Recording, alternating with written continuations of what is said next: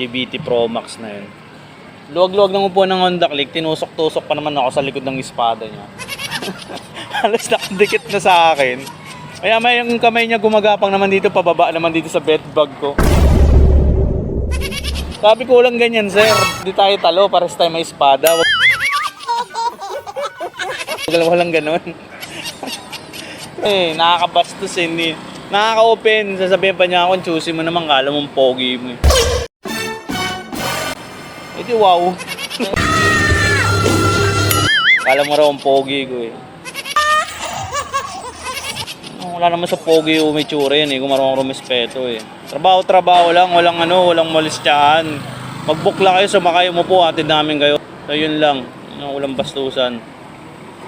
Ganda-ganda ng kwentuhan natin eh. Gusto ko lang bumoses sa mga kapwa ko motor taxi. Siguro ako yung bumoses ngayon, diba?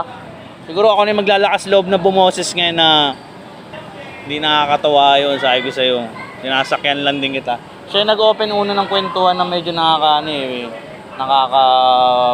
hindi naman basta, parang may konting kung may naging experience na ba raw ako sa third gender, kung mas masarap ba o mas masaya raw silang kalibangan kaysa raw sa babae.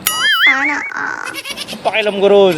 So sabi ko, umawa ka lang dyan, babiyahe tayo. Nakabidyo sa'yo, nakabidyo. Oh, galing gym. Gandang lalaki, ang ganda ng katawan. Mas lalaki pa nga sa akin eh, tol eh. Tapos yung parang Tito Mars yung datingan. Yung may balbas dito, sa akin kulang yung balbas ko eh. Pero hindi ko sinabi si Tito Mars yun ha. Kumbaga yung sample lang ng mukha niya, yung mukha niya yung parang may pag-ano. Ano matawag din sa gano'n, yung balbas? Yung oo, parang may pagkabigote, ganun. Tapos may dala pang gym bag, ang laki. Masarado pala. Oo, tapos ang gandang lalaki. Tapos ang ending una eh, di syempre nagkakailangan pa. Medyo matigas pa yung boses eh. Maya nasa biyahe namin, kalagitnaan na bandang Commonwealth. Lumalambot na yung boses. Tapos natusok na ako sa likod. Sabi ko, sir, ang luwag ng motor ko. Usog ka ron.